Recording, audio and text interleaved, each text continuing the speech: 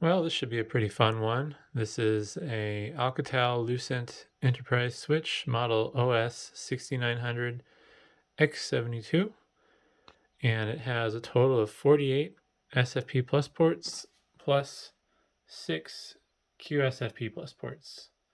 So these are all 10 gig, and those are 40 gig. Although I believe you could also break them down into an additional 24 10 gig ports if you get the right modules. But yeah, in theory, this switch works. I haven't figured out the serial settings yet to manage it, and I actually have a pair of them. But that's a work in progress. This switch is really quiet for what it is, so it might end up going in my rack. And I'll sell the other one. And then if the other one sells for a lot of money, I'll sell this one. um, but yeah. I am gonna tear this down, but it's not gonna be a destructive teardown. I'm just gonna tear it down enough to see under the hood and show what's in it, since there really isn't much documentation on these. So yeah, let's get in there. All right. So I'm gonna go to the easy pickings first. Pop out the cooling fan and power supplies. Just gonna hope this is Philips. I don't think it's Philips. It's flathead.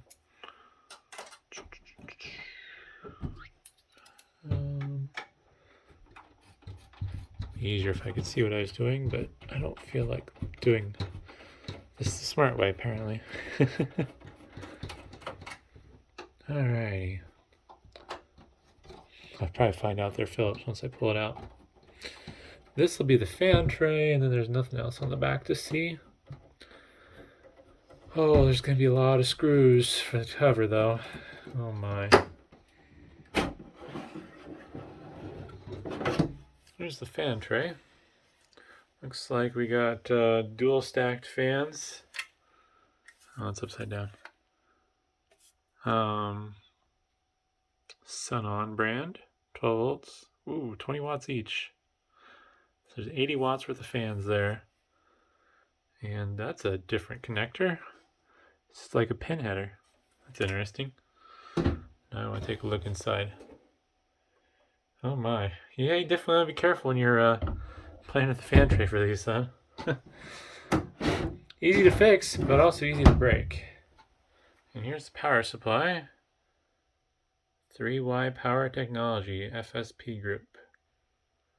It's 80 plus silver. Wow. 450 watts.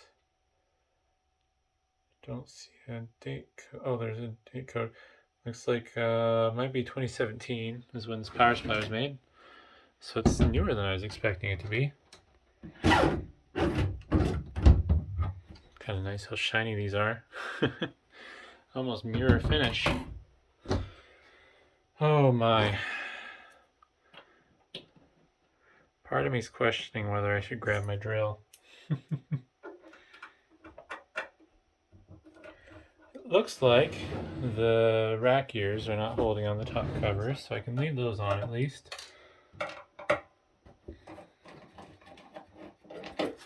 Probably should have grabbed a laptop. This one might actually be one that would be interesting to look up the chips.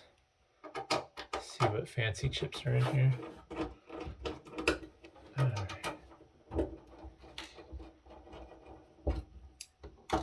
Probably won't put this together on camera. Oops. Just a lot of screws.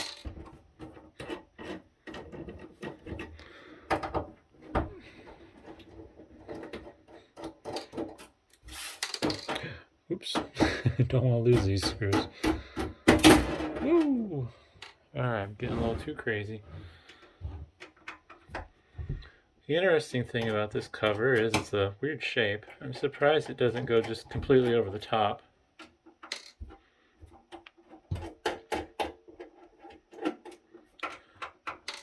If I do end up using this, I'm hoping I can find rails for it. Otherwise, I might use one of the APC2U mounting rails that I have. Alternatively, I think I have some rails for some disk shelves as well. But we'll see what happens. Alright, I think I can sit down now.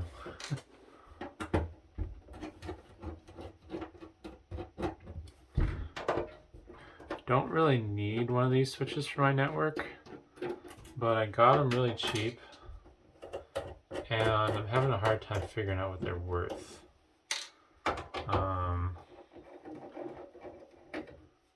So, yeah, we'll see what happens.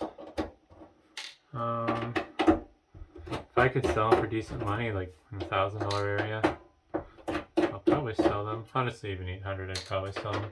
Let them go. I have a Cisco equivalent that I'm trying to sell right now, but I'm trying to think. I think I'm asking 900 for it, and the market value is kind of dropped on it, so it might only be worth $600-700 now. But either way, it's just sitting on the shelf collecting dust in the meantime. Oh, I see. This little hinged a bit. Oh, there's not much in here. So I'm not going to be going any further than this, unfortunately. But let's take a little looky-loo. Looks like 8 gig of DDR3 1600 registered ECC. And got a little flash storage there. I'm guessing under here is probably like an Atom chip of some sort, or maybe a low power Xeon. There's a part of me that really wants to pull this off. But I don't want to disturb this since I do plan on using it. I also see that it has a clock battery that could go bad and need replacement over time. On the PCB, the ports are mounted on the top and the bottom, so there's only a single extra thick PCB that's kind of mid-mounted in the chassis with this really low profile heatsink. So I think I'm going to freehand this and get a little closer. Try not to drop the camera. There's the flash storage. And do some fancy rotating here. Here's the memory. ATP brand. I see that brand a lot in this custom server and appliance stuff, it seems like. Some lattice chips. I'm not going to flip the camera over, but looks like some Intel branded flash. And I'm assuming since the battery's over here, probably the BIOS and clock stuff. Some more lattice chips.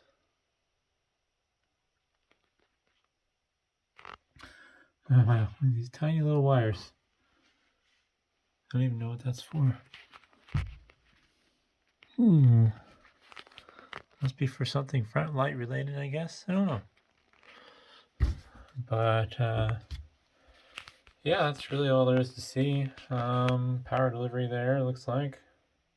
Power delivery there as well for that processor. I would assume on the bottom there's probably going to be some passives, maybe some more of these lattice chips. I'd be surprised if there's another switching chip under the board. I am surprised how little cooling this has, but the airflow is designed basically to pull air in through here and then kind of route it towards the fan. I can't imagine the TDP of the processor is more than 15 to 30 watts, since this is doing all the heavy lifting. But yeah, overall a nice little design, and hopefully I can figure out how to manage it and integrate it in my network, even though it's not necessary. But either way, hopefully that was interesting, and thanks for watching.